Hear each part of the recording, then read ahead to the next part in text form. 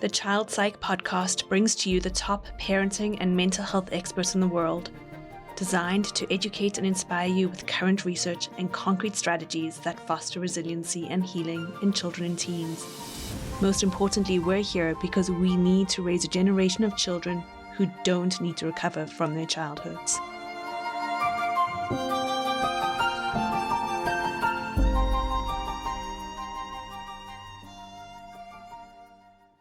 Welcome, everyone, to the Child Psych Podcast. My name is Tammy Schamuhn, and I am a registered child psychologist, a registered play therapist, the co-founder of the Child Psych Podcast and the Institute of Child Psychology.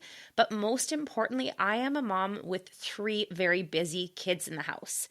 So this episode, I am going to be talking about how we navigate big behaviors and big feelings in our home, and how I deal with discipline with my kids and discipline strategies I recommend to the parents of my clients when I'm working with kids or tweens or teens.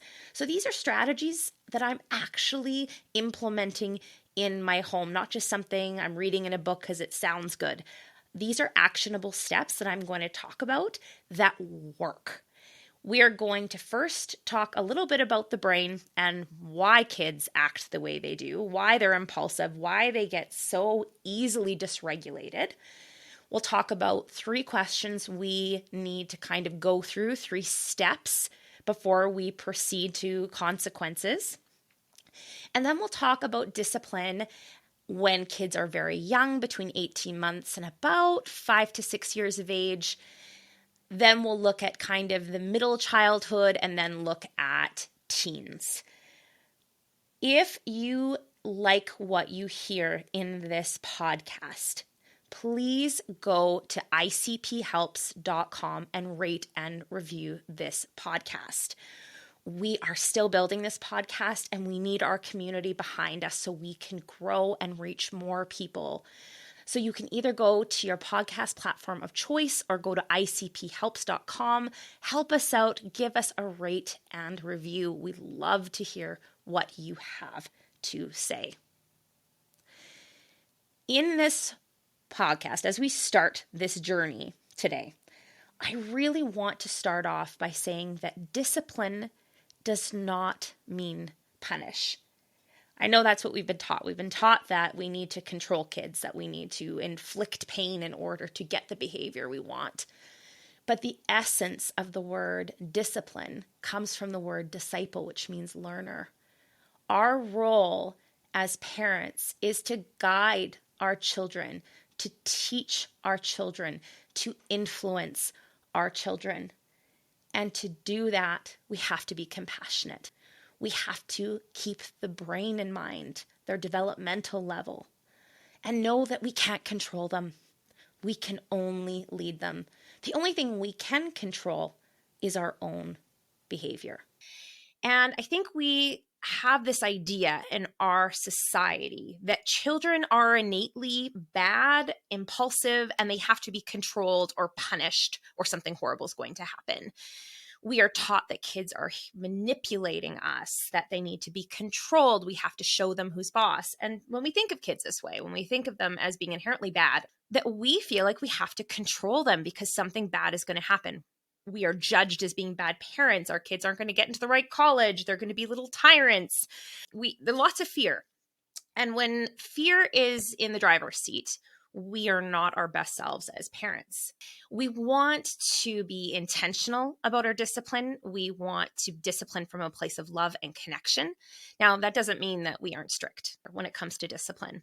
Kids want to be good when they are in good relationship with us. When that attachment dance is working and we're in sync with our kids, they might not be good all the time. They may be dysregulated. They have bad days just like we have bad days. And I'm not sure why we expect that from our kids. They have hard days. We have crappy days as parents, as spouses in our job. And we have to give our kids grace around that.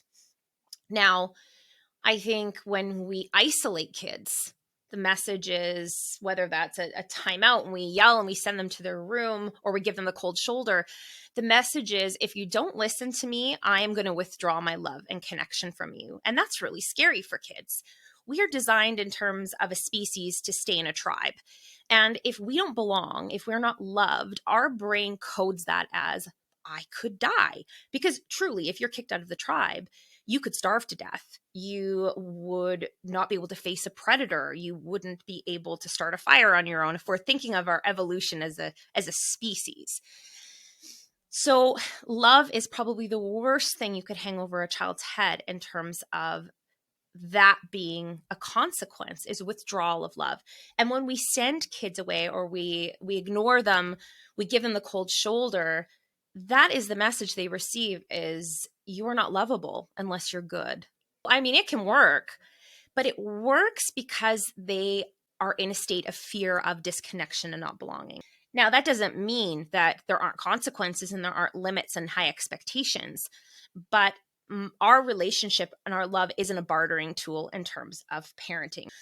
And we know that yelling and physical punishment leads to fear again, and sometimes even trauma in the brain. It's a puzzle that can't be solved. Kids are supposed to turn towards us for safety, but when we're a source of pain, physical or emotional, how are they supposed to deal with that? How are they supposed to move towards us and lean into us? They can't. So I think we create quite a contradiction in the parenting paradigm when we decide to go down that route. And then if we think of grounding and taking things away, I believe there's a time and place to take things away. An example would be, your 10-year-old sneaks the iPad into their bedroom in the middle of the night. Yeah, you take away the iPad. If your kids are fighting over a toy, you might take away the toy, or they're fighting during a movie, you might turn off the movie.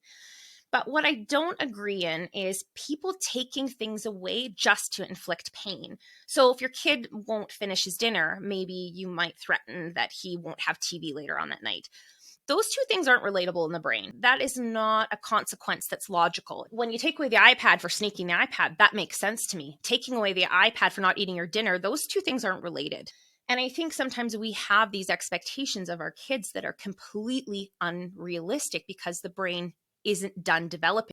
Now, the part of the brain you as a parent, you as a teacher want to be working in terms of good behavior, of emotion regulation, of compassion and empathy, which is the prefrontal cortex, the cortical brain. There's lots of words for it.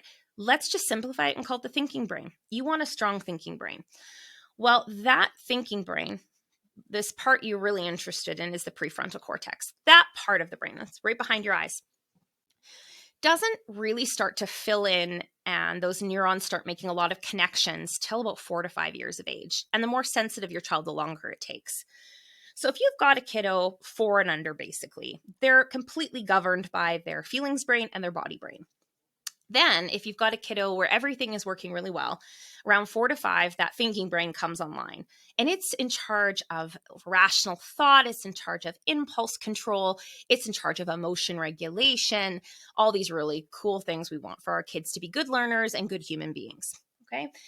And while it starts to come online essentially at 4 to 5, it is not done developing till you're almost 30 years of age. The longest parts are your personality and your ability to regulate your emotions. So when we know that a child and even a teenager has significant impairments to the brain and their capacity for emotion regulation, impulse control, we start to say, okay, well, maybe my expectations aren't always realistic. Now, does that mean we just let them get away with whatever they want? No, that's not what I'm saying. But we have to consider why a 3-year-old throws a tantrum. We have to consider why a 7-year-old can't engage in positive self-talk during hard moments. We have to understand why a teenager doesn't always consider the impact they're having on other people. Now, before we talk strategies, and I'm going to give you quite a few concrete strategies to use with your child, we are going to borrow from the work of Dr. Bruce Perry. And with his model, we basically start with the body, then we move to relationships, and then we move to reasoning. Okay? The first thing we need to do is ensure that our children's bodies are regulated. When children's bodies are out of control, when they're hungry, when they're tired, when they're thirsty, when they're overstimulated, when they're feeling sick, their bodies are dysregulated. They don't actually feel safe in their body. So if we have an unhealthy body, a stressed body, an overwhelmed body, a hungry body, we can't do anything else. We have to take care of the body first. So the first thing we're going to do is regulate our child. Maybe that means we move them somewhere quiet, we lower our voice, we get them something to eat. That means we might not discipline at all. Maybe they just need to have a good sleep. We don't discipline if our kids are maybe super sick because we know they're feeling really vulnerable. They're not feeling good in our body. So if their body isn't feeling regulated, we don't move on to the discipline stages. We first want to ensure we handle the overwhelm that their bodies are feeling.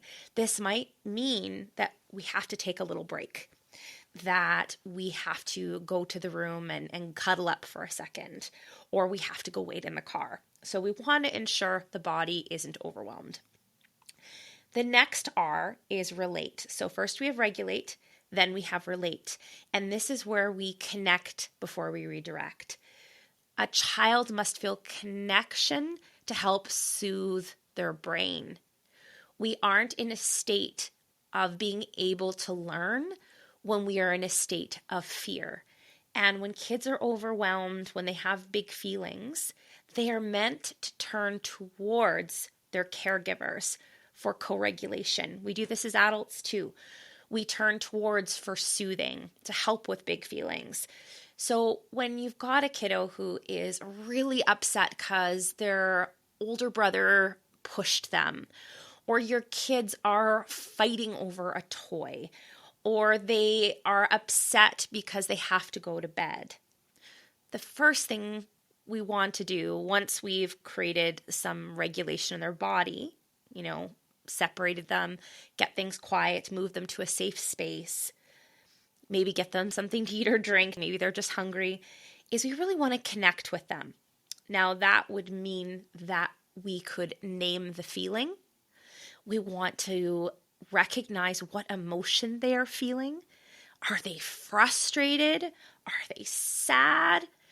Are they scared? And really getting close in with them, getting down on their level, and acknowledging what emotion they are feeling. Kids need to feel seen. They need to feel visible. At this step, we're not trying to fix. We are not doling out consequences. We're not punishing. We are saying, I see your pain. I see your frustration. I see your sadness. And while the behavior might not be okay, the feeling is okay. And I'm not going anywhere. So kids need to feel understood. They need to feel heard. They need proximity. So when people are distressed, they're not supposed to handle things on their own. So this is where I say, getting close if your child will let you, or at least stay in the room. And they might fight you on this a little bit, but we know eventually that armor will melt. As long as we're consistent, we are meant to be in connection when we are dysregulated. So once our kids feel seen, when they feel heard, that we understand their emotions, that we've labeled their emotions for them, we've shown empathy, then we can move into what's called reasoning. And reasoning is where we would talk to them about the consequences, where we would have them consider the impact they had on other humans in the household, where we would talk about what will happen next. This is where we teach skills that were probably missing and the reason why they couldn't conduct themselves. So what do they do when they're angry? What do they do when they have hurt another human being? How do we make that right? But we don't jump to those reasoning skills, to those consequences, until we've ensured that we're in connection and we have influence with our child, and that their bodies aren't overwhelmed. They're not in a state of feeling threatened. We really hope you have enjoyed everything you've heard so far. If our content really resonates with you, if you want to learn more from us in a more in-depth way, with more strategies, more solutions, more professional input, become a member with the Institute of Child Psychology. You can study with us and take over 67 workshops and courses that focus on so many topics, whether it's discipline, looking at the impact of technology, anxiety, trauma, classroom mental health, fostering emotion regulation. We have 67 courses and workshops with hundreds of hours of instruction, with certificates of completion and access to instructors. And today, you can take 50% off our annual membership fee. So you can become a member for a whole year and get 50% off of that membership. Just go to icphelps.com to become a member today. So what about young kids? So say you've got kids, who are 18 months all the way up to maybe 4 or 5 years old. And even sometimes some kids are 6. My go-to at this age is really simple things like time-ins, which is when our kids make a decision that's not great, or they're having a tantrum, or they broke something, or they hit their sister, or, whatever that is. We simply take them to a quiet space, go with them, co-regulate. We name their feeling, we breathe, we don't yell, we don't hit, and we set the limit. Maybe it's, you may not hit your sister. And we're just going to go to your room and we're going to just go for a cool down. I'm going to stay with you until your big feelings get smaller. And sometimes that means they'll kick and scream, and they might try to kick you and hit you. And then you just hold their hands and say, Mom is not for hitting, but you can still be mad. You can punch this pillow, or you can scream as loud as you want, but you may not hit me. It should downshift, as long as you're calm, into sadness, and then they will have their tears. And that's what we want. That's really where the body releases a lot of stress hormones, is when they start to cry. We want crying. Crying is a good thing in terms of the nervous system. It recalibrates it. We've removed them from the situation that they weren't supposed to be in. So that really is the consequence. They're removed. They may not do that thing. And now they need to borrow your nervous system to calm theirs. And I wouldn't go much beyond that. You might be able to say, what are some things that we can do differently? But an 18-month-old can't do that. A 3-year-old can't do that. So I would just focus on removing them and take them to a quiet place, co-regulate them, and off we go, and redirecting them. You can also use limit setting. This comes from Gary Landreth. It's quite simple. ACT. Acknowledge the feelings, communicate the limit, target alternatives. So let's say your 3-year-old is drawing on the wall. You might say, Sweetie, I know you love to draw, and it's lots of fun to draw. However, you may not draw on Mom's wall, or you may not draw on our family's wall. You can draw on the whiteboard, you can draw on the paper, or even draw on your coloring book, but you may not draw on the wall. That's it. ACT for young kids. It's very, very simple. And does it always work right away? No. I mean, to form a new neural pathway in the brain, you have to walk that path many, many times. So you just have to be consistent with ACT over and over and over again. So really, when I think of young children, ACT, time-ins, and of giving choices is another one. And being silly, not everything has to be a consequence. Like if you want your child to go brush their teeth, you can be silly and race them to the bathroom. If you're trying to get them dressed in the morning and they don't want to, be silly and pretend that you're the one trying to figure out how to get dressed, and you put the sock on your hand and the pants on your head. And the idea is you get laughter, because laughter reduces stress hormones in the body. Tell a joke with your teenager, be sarcastic, make fun of yourself, anything, dance in the living room, anything to move the body, get them smiling, getting them laughing, rather than just jumping to being punitive. You can also focus on what do you want to see. This works with kids of all ages. Instead of focusing on the hole, focus on the donut. if you want to see your kids get along better, instead of always disciplining them and yelling at them for not getting along, catch them being good, catch them getting along. Tell them how much you appreciate how quiet they were and how they were sharing with one another. Sometimes the only time we pay attention to our kids is if they're doing something wrong. So that can be a great excuse for them to make poor choices, is they at least get your connection and attention if they act out. Let's jump to your kids who are a little older, maybe they 7 or 8. Now here they need a little bit more autonomy. They need to know you hear them. One of the things you can do is you can describe instead of preach. So instead of yelling at your kids, like, why don't you ever pick up your socks? And why do you and your brother have to fight all the time? You can say just, hey guys, I noticed that your socks and your boots are laying out by the front door. I wonder what we can do about this. Or I see your sister's in tears. She seems pretty upset. So you're just pointing their attention to the person they impacted to see what they think, what they want to do. Let's say they do really poorly on a test and they tell you about it. You might say, yeah, you worked really hard on that. Are you surprised you got the D? What can you tell me about that? So one of my favorite strategies is, how do they make it right? So when your kid messes up and they make a mistake, how are they going to rectify it? How are they going to take accountability for that? Your kiddo breaks something, maybe they have to pay for it. Actually happened to me in a garden center the other week. My son broke a Christmas ornament and he had to use his allowance to pay for it. You know, your kid makes a mess. How do they make it right? They clean it up. You know, they hurt someone's feelings, they apologize. Now, the idea is at this age, though, that once they hit about 8 years old, you ask them how they're going to make it right and see what they come up with. So instead of just jumping to fix it for them and give them the solutions, give them the right answer, let them think about it.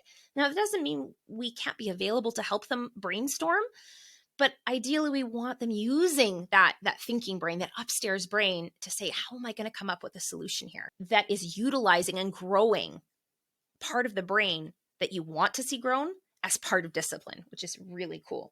So making it right. And I think with teenagers and tweens, we can be collaborative about our discipline. So one of the things we can say is, we can focus kind of on their values or your family's values. And you might say, to your kiddo who snuck their phone, you might say something like, in our family, after 6:00 at night, we all put our phones away. And those are the rules. And you know why screens, having that much tech time isn't good for your brain, because we've talked about that.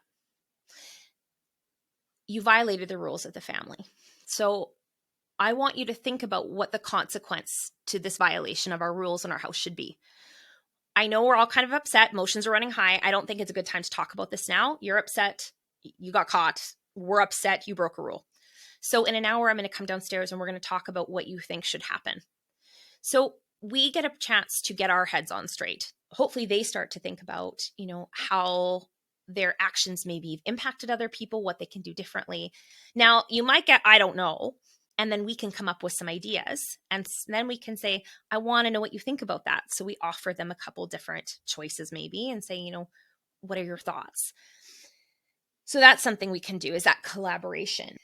And another thing we can do with our kiddos when they're having a hard time is just get their perspective on what was going on. Instead of just rushing to consequences or discipline or something punitive, just be open, be curious as to what was happening in that. You'd be surprised sometimes the reasoning kids have for doing what they're doing. And there's things that happen that you didn't see, or you don't maybe understand their frame of mind. These are just some really simple discipline strategies that are really, as a parent, some of my favorite that I wanted to share with you. We are reaching the end of our podcast, and I want to leave this episode giving you some resources that I recommend if you want to learn more about discipline. My favorite books on my bookshelf that I have read in terms of discipline that honors attachment and brain development. Overcompassing books that kind of look at all the different developmental stages. I believe the top 2 favorite would be Kim Payne, The Soul of Discipline, and Dr. Laura Markham, Peaceful Parents, Happy Kids. So those books I think are good for a parent with a child of any age. When you've got littles at home, kids under the age of 7, I would say the book Listen by Patty Whitfler and Tasha Shore. And if you've got kids 7 and up, I really like the book No Drama Discipline by Dan Siegel and Tina Payne Bryson. We also have a course on compassionate discipline. If you are a member with the Institute of Child Psychology, you can take this course. It's 6.5 hours of talking about discipline strategies and the brain in discipline and what to do about sibling rivalry and fighting and tantrums. So we go into a lot of detail with a lot of concrete strategies. And to learn more about membership, you can go to icphelps.com to take 50% off our annual membership. And again, we just ask, if you love our podcast, if you like what I had to say today, if you love what Tanya has to share, please rate and review our podcast. You can do this on icphelps.com. This helps us out so much with getting our information out to the masses, developing awareness on fostering long-term positive outcomes in our kids. So thank you again for sharing your time with me, sharing your day, just taking the time, because I know time is such an invaluable resource for us busy parents. So thank you.